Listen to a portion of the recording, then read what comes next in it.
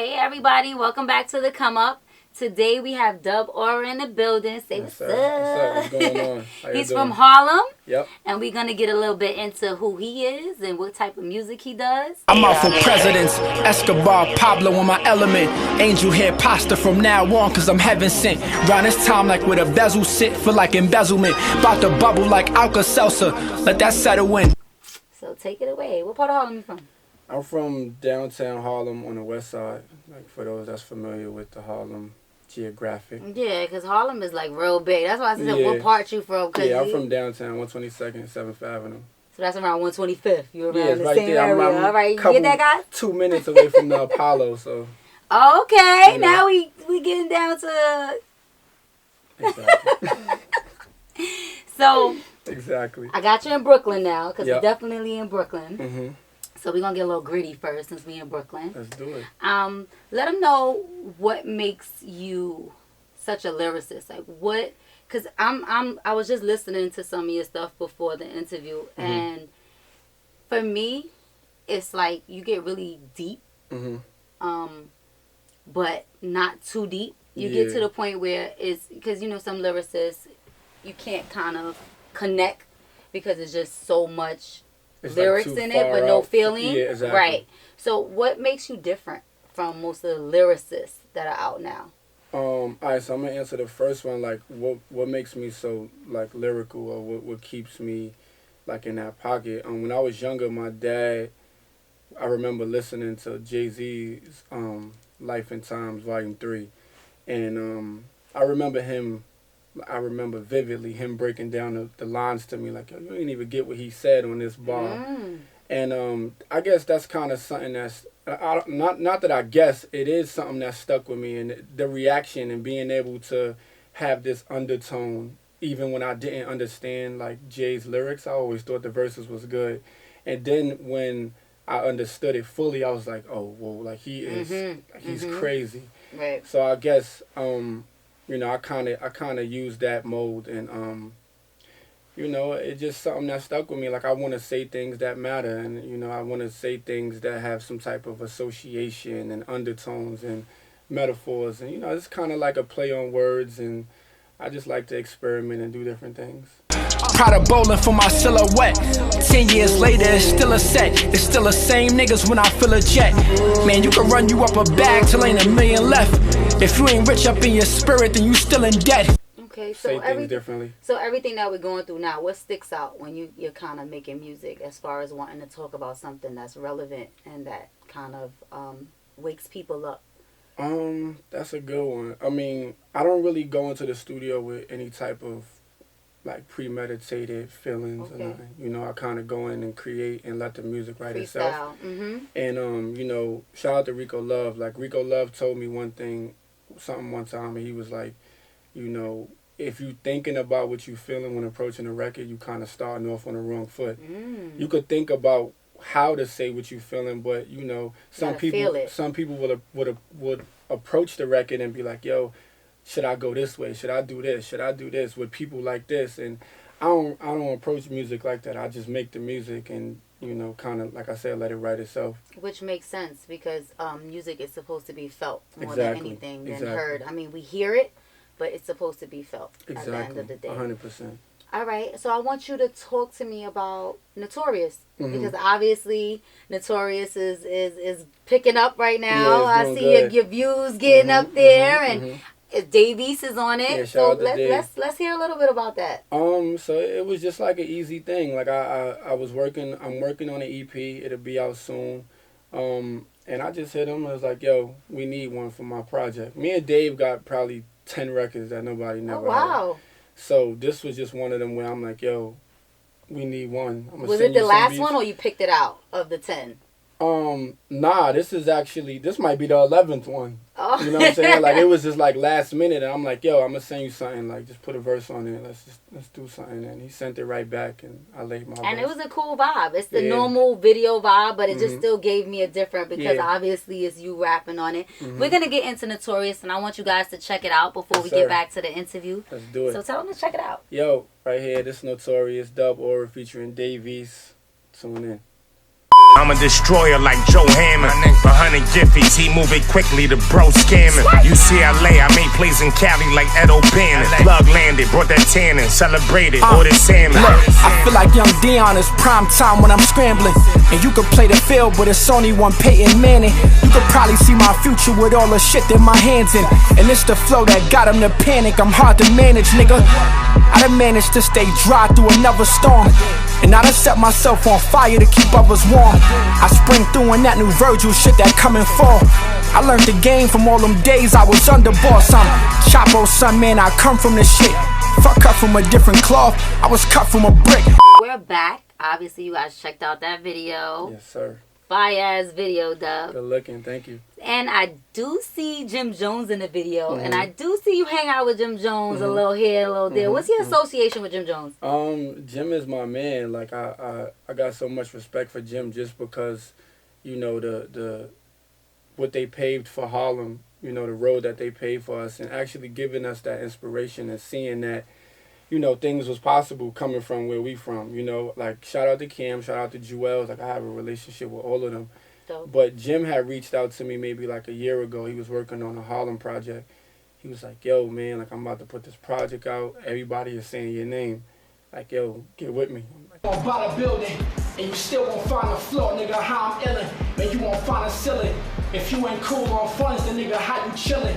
Ronnie Feed, M3, man, that's just how I'm feeling. Let's do it. And, you know, I went down to Heatmaker Studio, and, you know, we kind of clicked, you know what I mean? And our chemistry when creating music is like, it's effortless, you know, it's organic. But, you know, we speak every day, you know what I mean? And he's always down to, he's like, yo, I'm at your disposal, like, whatever you need, whether it be, you know, some type of insight or experience, knowledge, whatever it is, like, he's there. So, you know, shout out to Jim. It's definitely like. And that's dope. I wanna get a little deeper into that because what did that make you feel? Like, did that make you feel like I definitely got to keep doing more music? Because someone that you either look up to or that you know is good at something that you want to achieve, and that is actually, you know, got their eye on you and just giving you that support. What does that do? Because I love to do it, you know, with people that are actually doing the things that I do as well. Yeah. How does that make you feel? It's weird. Like I'm kind of like in the middle with it because I be so focused on what's next that sometimes I don't bask in the moment. You know what I mean? But there's moments where I do kind of step back and be like, wow, damn, like that's crazy. Like I was watching Jim and Cam and them when I was a child. You know what I mean? So to see them acknowledge me and have some type of respect for what I do is like reassurance that, you know, I'm on the right path and I'm doing something right. So I have that moment sometimes, but like I said, like I be so focused on the next thing that the future of what you're doing. Yeah, but it's almost realistic. It's almost surreal sometimes. Not realistic. It's almost surreal. So while we're talking about that, let's talk about branding. Because I know now that you're getting deeper and deeper into your artistry, Definitely. that's something that comes about, 100%. especially if you haven't kind of magnified that yet, like what you're actually going towards your branding. I know you have a cousin that does a lot of branding and merchandise. Yep. His name is Miles. Yeah, shout out to Miles. And if you guys have ever seen, I think my second interview, I actually interviewed Miles. Oh, and yeah? Fire. You never see that interview. I'm so disappointed. So branding and merch was what we talked about. Yep. And he's done a lot of work with the Migos, Little Baby. Yep.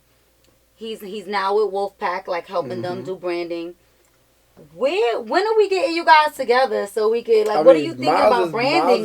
Miles is my family. Like, that's my bloodline. Like, you know what I mean? But like I said, like earlier, I'm kind of, well, it's just really a timing thing for me. I always felt that, you know, I wouldn't want to have, because I went through this period of time where I was creating music, but I wasn't necessarily releasing it. So I didn't want to have merch and things out and be working on branding when I was just trying to figure out my sound and what I wanted to say on these records and how I wanted it to be perceived. So that's kind of you know, the disconnect in that area. But you know, Miles, my family. I speak to him. I just spoke to him 10 minutes ago. Well, it needs to come about soon now because you got your sound. You got your. That's the actual next step. Exactly. So with that being said, I would definitely love to see what you guys come Nah, up yeah, with. it'll be dope, man. Miles is dope, man. Like Listen, and he's everywhere with it, so that's what makes it so when I special. went Is to that Atlanta, I went down there. I've been telling him for mad, like, yo, I'm gonna come to Atlanta. I'm I gonna know come you to went to Atlanta. some clubs and some shows. Yeah, I went to what was it, Opium? I think I went to See? Opium. Yeah, definitely. Who was there I that had night? to. It was nobody, but that shit was crazy. It was lit. It was crazy. But I went down there. Actually, Miles was with me in the club. But yeah, like I just hit him like, yo, I'm gonna come down there. I kind of, I be wanting to experiment with different pockets and different sonics. So I told him, let's go to the club. Like I want to hear the tempo and the things that that's working out here. Mm-hmm. I want to work with certain artists, and he's well versed in that area. And he lined up features and producers that he done brought by to the studio and things like that. So Great. yeah, so So what's the difference? Because I've lived in New York and I've lived in Atlanta, and I Mhm. could kind of figure it out. But what's the difference to you with music? I mean, there is Like being there. And I'm not talking about just like listening from here. We listen to down south music. I'm Yeah. talking about the radio. Like when Oh, you turn on the radio I out didn't there. really even listen to the radio. You didn't listen to the radio out there? At all. Oh, That's okay. crazy. It's a But when totally different vibe. I went in 2010, and I definitely heard nothing but like new Atlanta artists that Mhm. weren't as famous as like the Little Babies or Mm-hmm. Migos, but Mhm. the shit was fire, and I'm like, yo, this is crazy. And then eventually, like the songs would pick up here. It's But catchy, and yeah, that's really the main thing about a lot of Atlanta artists. It's Yeah. like they make catchy music. yeah. So it's to the point where once you did hear it twice or three times in a That club, shit because I used to stuck work with at a you. strip club bartending and waitressing, and I swear to you, the girls will go crazy out of certain music, and by the end of the night, I was twerking that music to the car. Yeah. So it's a vibe, and I Yeah. definitely would like to see you link up with Atlanta artists or Yeah, I down mean, south and artists that's the with a thing with different me. tone. Like I don't want to just live in one pocket. You know what I mean? Mhm. Like coming up, my intention, just I guess, just being from New York, I wanted to just say the hottest shit. I wanted to lyrically be the best. That was my intention, and then it started turning into, how can we cover all ground? How can we make these records that they can love in Atlanta? How can we make the records that the women will love, the streets will love? And, That's what we were or just some- talking about, you know what I commercial mean? music. Exactly. Mhm. Somebody that's depressed or going through, situations in their lives. So like how do we cover all ground? So this is where, I went to LA just to vibe and just to feel the energy that's out there. I went to Atlanta to do the same thing. Like I want to be able to, tap into different things and, experiment and, Have you worked with any LA artists? LA, did I work with? Nah, not. I mean, oh yeah, I have actually. Yeah, shout out to my man Jeremy. He's from Slauson. He's from Nipsey. So Because I definitely want to check out some new LA artists. Yeah. My ear hasn't been out there for a while as far as listening to yeah, artists from out there. Mhm. What's his name? Jeremy? Jeremy Outlaw, J Outlaw. Yeah, Okay. he's dope. We yeah. definitely going to give him a listen as Yeah, well. definitely. I'm gonna say you some stuff too. What is your top 5 artists, dead or alive? Yo, That gives me a good kind of outlook on you all together. We know you're gonna say Jay-Z because your obviously. pops had you on Jay-Z. Exactly. So I'm Parenting goes a long way. Jay-Z, Drake. Drake? You went from Jay-Z to Drake? That's I mean, cool. there's no order. There's no Okay, order. This but I'm is just my saying list. you went from Jay-Z to Drake. That's good. Now, the reason why I say Drake is because, like I just said, Drake can cover all grounds. Like You're right. Like, he has music for every single person. You're right. Yeah, And absolutely that's right. something that I admire about him. Like he is Mhm. super versatile. So I'm gonna go Jay. I'm gonna go Drake. Jadakiss. Mm. Uh, Jadakiss is famous on our top 5, but two more. Kanye. I would say Kanye, and Kendrick. ooh, so Kendrick, Kanye, Jay, Drake, and Jada. Yeah. Ooh, that's a good mix. Like I See, listen to it makes sense. I listen to Kendrick sometimes just for composition, like just how the records are arranged, how they recorded, how they mixed. Mhm. So there's certain things that I kind of pull from different artists and kind of apply to my own. You know what I mean? Obviously not still, but you know, it inspires me. You know what I'm saying? So, and Kendrick is a super dope lyricist. Mm-hmm. But you know, I pull different things from each of these artists. But just as a consumer and as a fan, like I just love their music. Dope. Dub Aura still in the building. Yeah.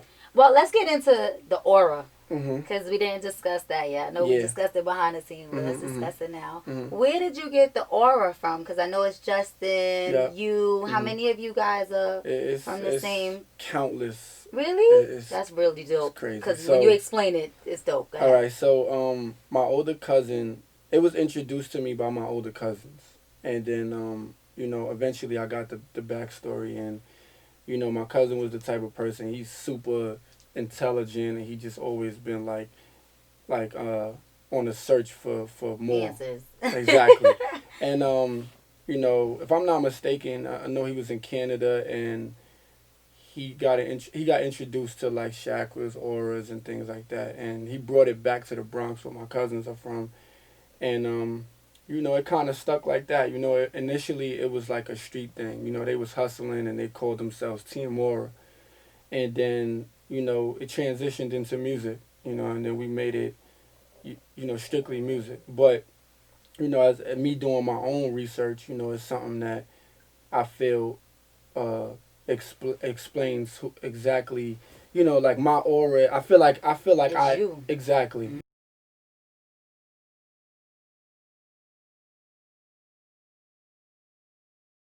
They gon' need money machines when I come through. I do what I want to. All black Urus, lucky day out the sunroof. I know real from fake, nigga. I ain't who you front to, dog. I'm wiggin' again. Stay down, Liddy again. The game don't wanna see us winning again. Trying to figure out my official rap name. Like it Really? was just Dub at one point, and it was like, as far as branding, it was so hard for me to find my music. I would go on Twitter, go on Google. It'd be like Dub Magazine that pop up, or like, yo, on Twitter, it's like, yo, my team caught that dub today. Like, yo, you a dub. And I was about like, to say, and then it was around the everywhere. time a dub was a dub. So I'm like, yo, like I can't. This it's hard for me to find like what people was actually saying about my music. So I tried like D or Dub, because like this was around the time Fab was like saying like Ferrari Fab, and you know, all of these things, and 50 was like Ferrari F50 or something. So I was like, yo, I'm gonna just try D or Dub, but it didn't feel right to me. And then one day I was just uptown in Harlem, and my cousin was like, yo, what up, Dub Aura? Like, what's up? And I was like, a light bulb went off. I was like, you know what? And that's something that been there my whole life. You know And what I it's mean? pretty dope because you do have this aura about you. It's not Thank you. a normal rapper. It's not. You do have some type of. It feels like a glow. Yeah, thank you. Even while you rapping, you could be rapping some kind of dark stuff that's going on, but you still have that glow about it, and it makes sense. Thank you. Yeah, so I attached it to my name, and it's honestly the best thing that I've ever done as far as branding. But yeah, it was originated on 183rd and Prospect in the Bronx, and then it kind of turned in and transpired into some whole other. So is this when you came back into music? Like you took a little time off, right? Yeah. And then you came out with New Ways. Did you have that name before that? Yeah, I had the name before that. Yeah. Like I always was recording. I never stopped recording, but I was like I'm very much so an overthinker, and I always want to perform at my highest. High five for overthinkers. Yeah, you know, I mean, we could. It's pros and cons to it. I'm about to say it's stressful. It is stressful. It is. But you know, I always was recording, but you know, I always wanted to perform at my highest potential. So, you know, that kind of would hinder me and kind of hold me back. I'd be like, no, I don't want to put this record out. I don't think that they're gonna react to this much, and you know, it just was creating this burden. You know what I mean? So let's talk about New Ways. Let's talk about what made you actually push this one out, because you kind of sit on it. Yeah, so at the top of 2020, I just had to get out my own way, and I had that conversation with myself, like, you know, I can't get where I know I can get moving like this. So, you know, it was really like a organic thing. Like I just recorded the record. I had my cameraman with me, and I say it on the record. I'm like, yo, fuck it, let's shoot the video right now. You know, on this actual song. So we shot the video. Like it's just an in studio video, but you know, the reaction even was surprising to me. Well, let's have them check it out, and then we'll come back and talk about it a little bit more. New Ways. Let's do it. New Ways.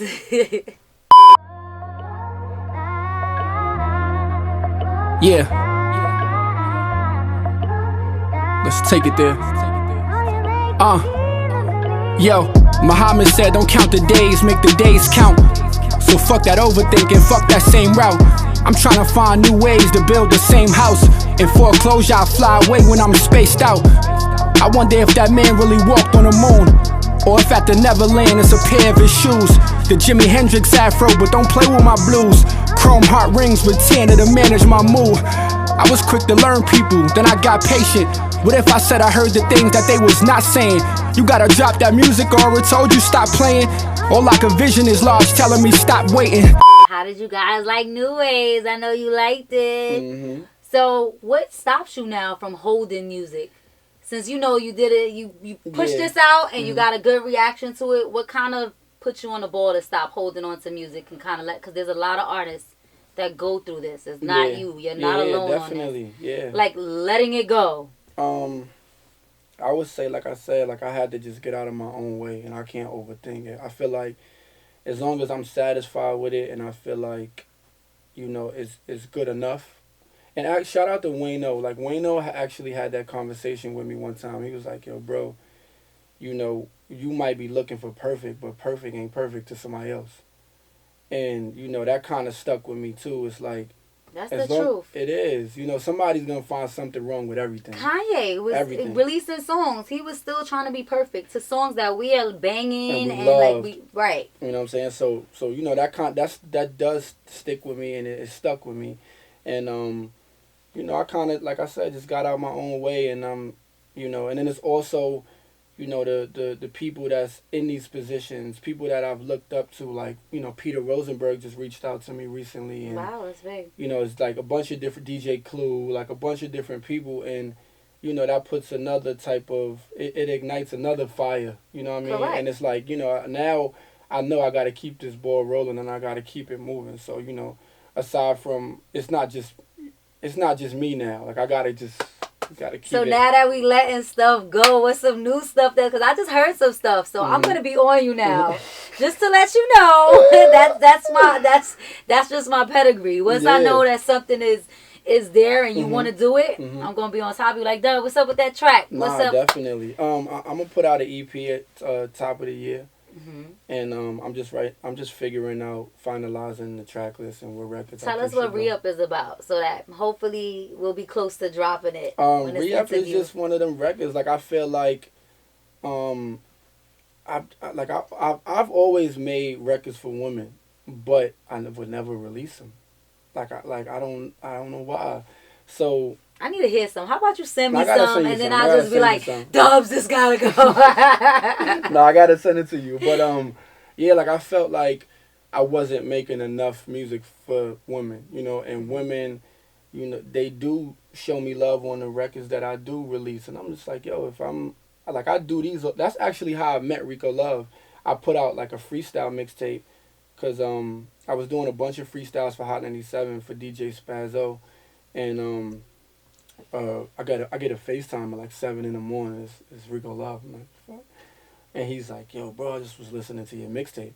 And I was like, which one? He was like, you know, it's called No Love Lost. It was just a bunch of loose freestyles. And he was like, yo, it's something about how you talk to women on these records that I love. And he was like, yo, I want to do a whole EP. I want to produce it. Like, you know, so. And he's so freaking cool. Like, the one time that I did meet him, I was managing an artist, and she was in her beginning stages, but there was one song that he was hooked on. Like, when he heard it, he was like, no, but this song right here, and he kept humming the song as she left. And she was like, oh my God. I said, you got a lot of work to do, but you see that simple thing from someone that has that ear? Yep. He's really dope. Yep. And so even just hearing that, like, that's something that I've been doing for a while. Like, the women records, anybody that knows me. So if like, you heard that, let's go. Exactly. That's so, just it. We gotta go. So, Rico Love gave him the woman go, let's go. Yeah. So re-up is just like one of them vibes. You know, you got your joint, but y'all not in a relationship, but y'all vibe and y'all gotta understand it. And so well, 2020, that's the perfect time to like wrap it up and get it done by the end of the year, because everybody wrapping up their situationship. We want futures and shit now. 2020 was crazy. It's futures. We done with the situationships, right? But let me tell y'all something. I want to let y'all know, Dubs is every bit of 6 foot something. What was 6 foot what? I'm 6'6". Lord have mercy. I'm every bit of 4'9", right? It's not funny, Dub. It's not funny. Come on, let's get up, Dub. You're not really 4'9". You 4'9"? Put your heels on or something, because you're going to make it look crazy. No, I'm going to make you look like who you are and who I am. That's all we're doing. Because I'm all right, come on, let's stand up. Oh, man. That's Dubs, crazy. can you bend down at least? Nah, let me come down. We come down. Tell them we out, Dubs. Come on. Yeah, we out, man. You want to come up and we out. Yo, what up? It's your boy Dub Aura. You now tuned into the Come Up shows. We here. Tune in. Done it again. I still don't know how I did it from going out on a limb. It's up in the air like Vince with his arm in the rim. They like deers and headlights, they see me mobbing with Jim. I'm in Tribeca, New Philippe's, party at 10. That's on Clizzy and Godson. And rest in peace Fred, cause the city done lost one. Still rest in peace Nip, the marathon is a long one. The J West edition merch on when the tour come.